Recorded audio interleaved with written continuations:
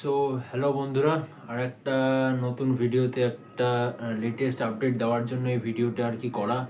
So আপনারা যেরকম জানেন আর কি, গতকাল 28 December AGM meeting, annual general meeting একটা হয়েছে, যেটা হওয়ার কথা ছিল।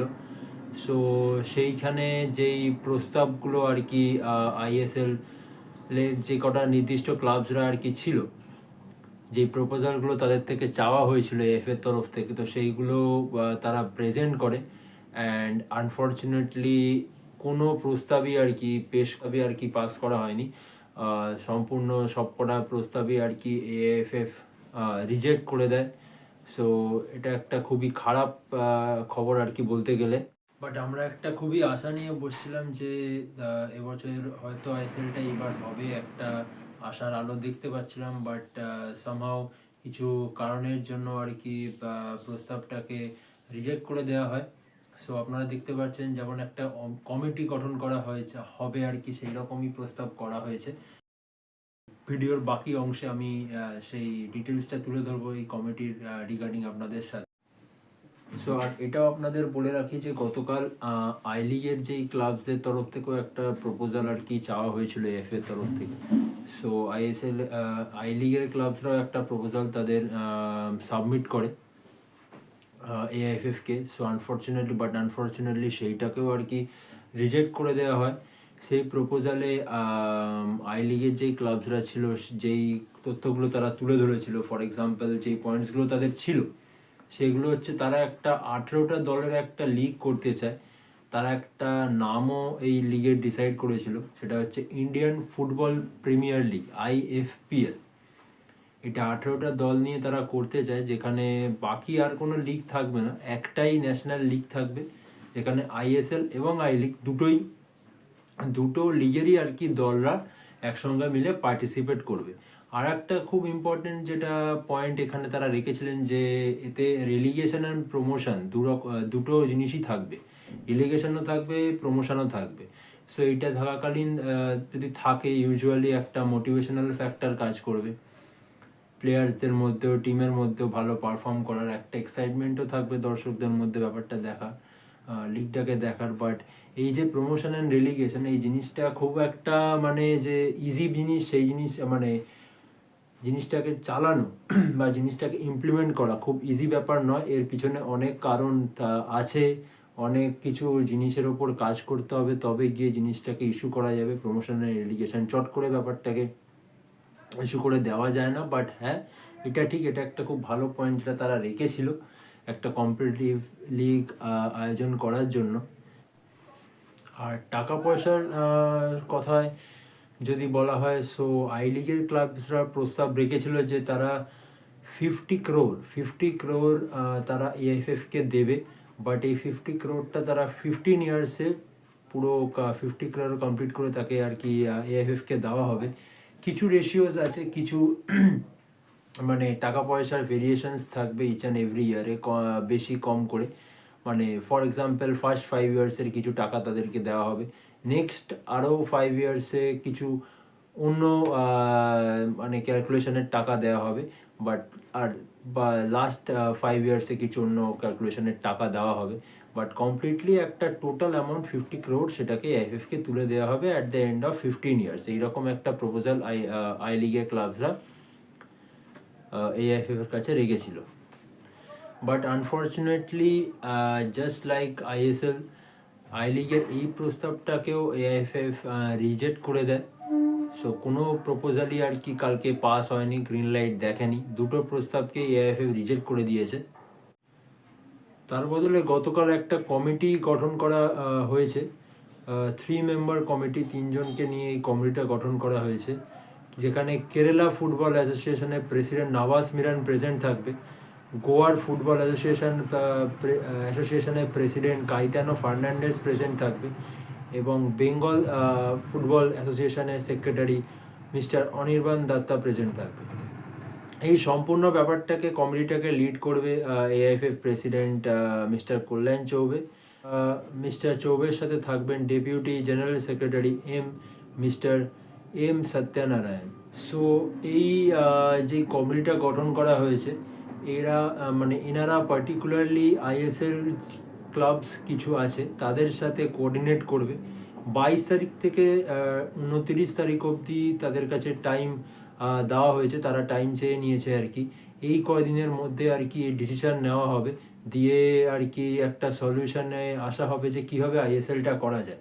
যেই ক্লাবসদের সাথে তারা কোঅর্ডিনেট করবে সেই ক্লাবসের মধ্যে থাকছে north east United FC, Chennaiyin FC, Mohun Bagan super giant এবং মুম্বাই সিটি এফসি। এই কটা ক্লাবের সাথে এই কমিটি মেম্বার্সরা কোঅর্ডিনেট করবে, দিয়ে 29 ডিসেম্বর একটা সলিউশনে এসে তারা পৌঁছাবে। এইটাই একটা কথা দেওয়া হয়েছে আর কি। সো সেই দিন আমরা জানতে পারবো যে তারা অ্যাকচুয়ালি কী সলিউশনে এসে পৌঁছেছে। সিমিলারলি আই লিগটা কীভাবে করা যায় এবং কীভাবে আই লিগটাও স্টার্ট করা যায় সেইটা করার জন্য একটা নির্দিষ্ট কমিটি গঠন করা হয়েছে। এই পার্টিকুলার কমিটিতে যে কমিটি মেম্বাররা প্রেজেন্ট থাকবে তারা হচ্ছে অন্ধ্রপ্রদেশ ফুটবল সংস্থার প্রধান থাকবে প্রেজেন্ট, পাঞ্জাব ফুটবল সংস্থার যিনি প্রধান তিনিও প্রেজেন্ট থাকবেন, অ্যান্ড মিজোরামের ফুটবল সংস্থার যিনি প্রধান তিনিও এই কমিটির মধ্যে প্রেজেন্ট থাকবে।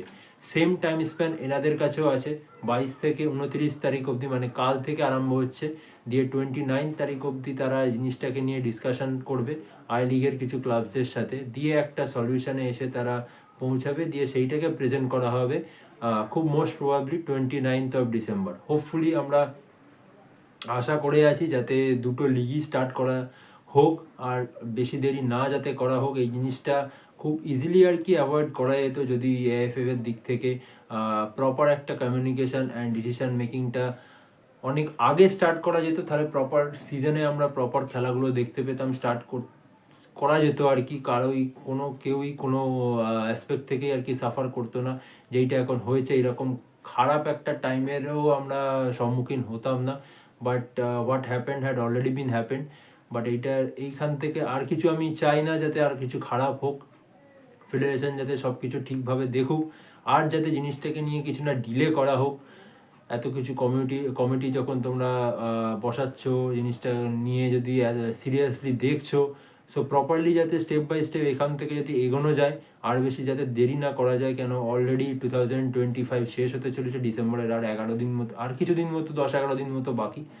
সো দেখা যাক কি ডিসিশনে আসতে চলেছে এনারা। 29 ডিসেম্বর সম্পূর্ণটা জানা যাবে, দু তরফেই আর কি জানা যাবে। আইএসএল এর deadline 29 December and I league কমিটিরও ডেডলাইন 29 ডিসেম্বর। এআইএফএফ বলতে চাইছে যে এই যেই প্রস্তাবগুলো আই লিগের ক্লাবসরা এবং আইএসএল এর যেই ক্লাবসরা প্রপোজালটা আর কি রেখেছিল, সো এইটাকে রিজেক্ট করে দেওয়ার মেন কারণ হচ্ছে অনেক ক্লজেস আছে এর মধ্যে, যেই ক্লজেসগুলো আপনারা সবাই হয়তো অলরেডি আগে জেনেই গেছেন যে এআইএফএফ কনস্টিটিউশন একটা পেশ করেছে। সো এই কনস্টিটিউশনসের এগেনস্টে যাচ্ছে অনেক কিছু ক্লজেস আছে, তো সেইগুলো গেলে হবে না।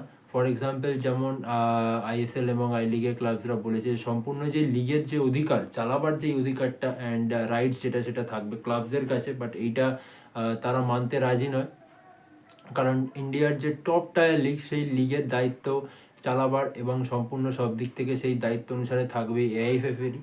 তো এইটার এগেনস্টে যাচ্ছে, সো এই ক্লজগুলো তারা মানে রিজেক্ট করে দিয়েছে, যেহেতু এগুলো ফুটবল কনস্টিটিউশনসের এগেনস্টে। সো এটাই আপনাদের বলার ছিল। দেখা যাক 29 তারিখেই আর কি বোঝা যাবে কি ডিসিশানে এসে তারা দাঁড়িয়েছেন। আপাতত সব কিছুই স্থগিত, এখনও কোনো কনফার্মেশন অ্যান্ড একটা পার্টিকুলার ডেট পাওয়া যায়নি আইদার ফর আই লিগ আর আইএসএল, দুটোই কোন দিন থেকে কবে থেকে কি স্টার্ট হবে সব কিছুই আনসার্টেন একটা অবস্থায় এসে দাঁড়িয়ে গেছে। যারা এর সাথে প্রফেশনালি ইনভলভড অ্যান্ড কানেক্টেড তাদের অবস্থাটা আপনারা শুধু একটু ভেবে দেখুন তাদের ওপর দিয়ে কী যাচ্ছে।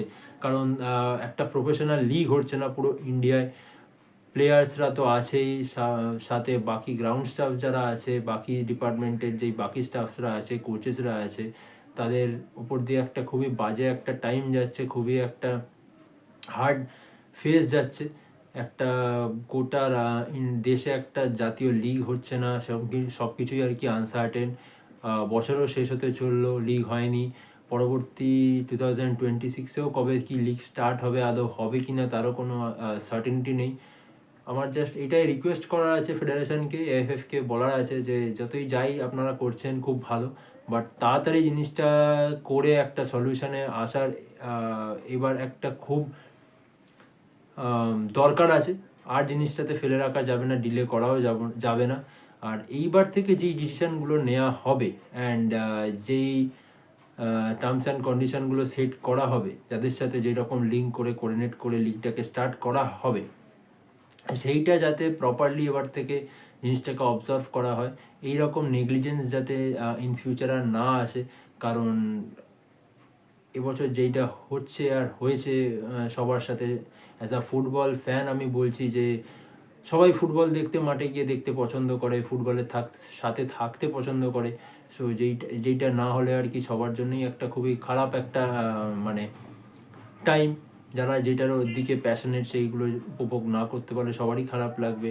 আর যারা প্রফেশনালি সেইটার সাথে ইনভলভড অ্যান্ড যুক্ত আছে, সেইটা তারা যদি নাই করতে পারে তাহলে তাদের ঘর সংসার চলবে কী করে, এটা স্বাভাবিক কথা আর কি। ফর এক্সাম্পল ধরুন একটা রিপোর্টারকে যদি বলা হয় সে প্রফেশনালি একটা জার্নালিস্ট, একজন রিপোর্টার কোনো চ্যানেলের, তো হুট করে বলা হলো যে আপনার চ্যানেলটা বন্ধ হয়ে গেছে বা এই যে পার্টিকুলার কাজটা আপনি করছেন এইটা আর করা হবে না। তার দিকটা শেষ ইতিমধ্যে ওইখানে দাঁড়িয়ে ওই সিচুয়েশানটা বা ওই টাইমটা যতদিন না তার সেই প্রফেশনটা আবার রিজিউম সে করতে পারছে, তাহলে তার উপর দিয়ে কী যাবে। সো ফুটবলটাও সেরকমই একটা ব্যাপার, এটাও প্রফেশনালি অনেক ফুটবল প্লেয়ার্সরা খেলে। আমি এটাই বলতে চাই যে জিনিসটাকে এবার থেকে প্রপারলি যাতে একটা অবজারভেশনে রাখা হয়, আর জিনিসটাকে প্রপারলি যাতে তুমি কমিটি গঠন করে বা কোনো গ্রুপ গঠন করে যাই করছো ওয়েল অ্যান্ড গুড, বাট এবার থেকে যেন জিনিসটা প্রপারলি করা হয়, কোনো নেগলিজেন্স যাতে না করা হয়। কারণ সত্যি কথা বলতে আর নেগলিজেন্স অ্যাফোর্ড করা যাবে না, কারণ এতগুলো লোক, এতগুলো কোম্পানি, এত কিছু সবাই এর সাথে ইন্টারকানেক্টেড আছে। সো এই সাফারিংগুলো বারবার তো হওয়া সম্ভব নয়। একটা বাজে ইমপ্রেশন অ্যান্ড ইমেজ ক্রিয়েট করে গ্লোবালি, ওয়ার্ল্ড ওয়াইড। যদি ইভেন লিগ নাও হয়, ইনকেস ফিফা স্টেপও নিতে পারে, এগেনস্টে ব্যানও হয়ে যেতে পারে। সো এই অনেক কিছু ব্যাপার এর সাথে কানেক্টেড আছে। সো হোপফুলি একটা কোনো ভালো খবর ইয়ার এন্ডে আমরা পাওয়ার একটা আশা নিয়ে বসে আছি। দেখা যাক, রিকোয়েস্ট করছি এফএফকে যাতে একটা প্রপার ডিসিশনে তারা আসে অ্যান্ড লিগটা যাতে আই লিগ অ্যান্ড আইএসএল দুটো লিগই যাতে খুব শীঘ্রই স্টার্ট হয়।